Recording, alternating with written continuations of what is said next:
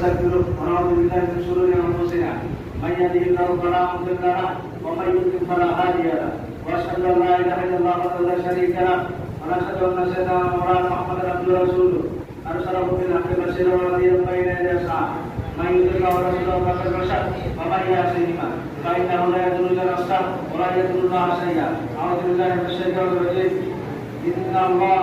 وملائكته يصلون على النبي يا ايها الذين امنوا صلوا عليه وسلموا تسليما اللهم صل على محمد عبدك ورسولك وصل على المؤمنين والمؤمنات والمسلمين والمسلمات وبارك على محمد وازواجه وذريته قال النبي صلى الله عليه وسلم اهم امتي امتي ابو بكر واشهدهم بعمر الله عمر واتقهم على عثمان واقدرهم علي فقال رب سيدنا نساء اهل الجنه والحسن والحسين سيد الزواج اهل الجنه واقصاد اسعد الله اسعد رسوله اللهم اغفر العباس وولد مغفرة ظاهرة وباطنة لا تقدر ذنبه الله في اصحابي لا تتخذوا فردا من بعدي فمن احبهم فليرد احبهم ومن عبدهم فليرد عبدهم وخير امتي كرني ثم الذين يلونهم ثم الذين يلونهم والسلطان ذل الله في الارض معنا سلطان الله في الارض معنا الله ان الله